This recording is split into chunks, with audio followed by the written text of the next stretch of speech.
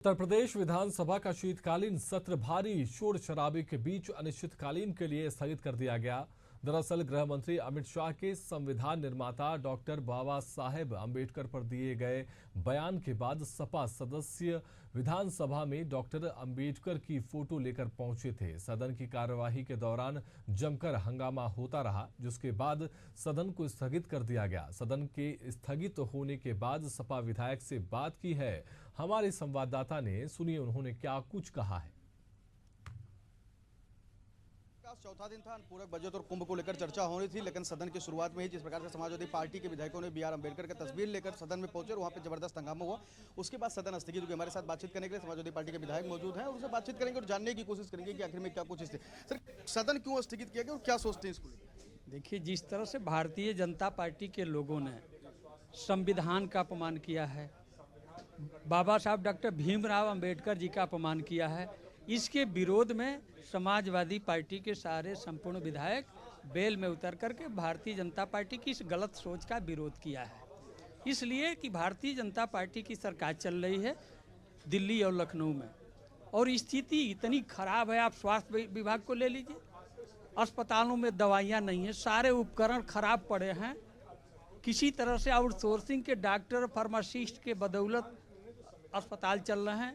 अधिकतर अस्पतालों में ताला बंद है। तो ये बताइए, ये किस लिए सरकार में है। सदन में उनको कल किस प्रकार से चर्चा हुई, गहमा गहमी ब्रजेश पाठक जिसे, और फिर चोर चोर के नारे लगे। उसके बाद अतुल प्रधान जी को निष्कासित कर दिया गया, आपके एक साथी को। वो गलत हुआ। भारतीय जनता पार्टी की स्वास्थ्य व्यवस्था को सुधारने में असफल रही, इसलिए नहीं चाहती थी कि विपक्ष के लोग चर्चा करें कि उनकी पोल खुले। और आज जो स्थगित हुआ, इसके लिए बाबा साहब अम्बेडकर जी का जो अपमान भारतीय जनता पार्टी के लोगों ने किया है, उसके विरोध में समाजवादी पार्टी बेल में उतर करके उनका जवाब देने का काम किया है। इस प्रकार से अमित शाह सदन में जब संबोधित करते हैं, उन्होंने कहा कि विपक्ष के लिए अम्बेडकर का नाम एक फैशन बन गया है।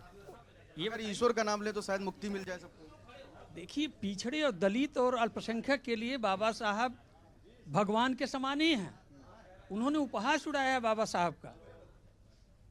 अगर पिछड़े दलितों को अधिकार नहीं बाबा साहब ने संविधान में दिया होता तो आज शायद कोई विधानसभा में नहीं आता, लोकसभा में नहीं जाता दलित। जब उन्होंने संविधान में व्यवस्था दिया कि देश के पिछड़े दलित अल्पसंख्यक आदिवासी को संविधान में आरक्षण का, नौकरी पाने का अधिकार, चुनाव लड़ने का अधिकार, वोट देने का अधिकार, जब उन्होंने व्यवस्था दिया, तब जाकर के देश के असेंबली और प्रदेश के असेंबली में दलित और पिछड़े समाज के लोग MP MLA बन करके अपने समाज की, अपनी व्यवस्था की, अपने आवश्यकता की के मुद्दों को सदन में उठा करके सरकार को बाध्य कर रहे हैं। आगे भी आप लोग कुछ करेंगे संविधान को लेकर, जिस प्रकार से अमित शाह का भाषण हुआ, फिर राहुल गांधी भी विरोध कर रहे हैं। नहीं, जो नेता हमारे तय करेंगे, माननीय अखिलेश यादव जी हम लोग के नेता हैं। जिस तरह का पार्टी का निर्देश होगा, समाजवादी पार्टी के लिए क्या निर्देश था करता है। आज के लिए क्या निर्देश? आज के लिए कोई निर्देश नहीं था। आज के लिए आज वही था कि बाबा साहब का अपमान बर्दाश्त नहीं करेंगे। बाबा साहब का अपमान समाजवादी पार्टी बर्दाश्त नहीं करेगी, और बाबा साहब का नारा अधूरा अखिलेश यादव जी करेंगे पूरा।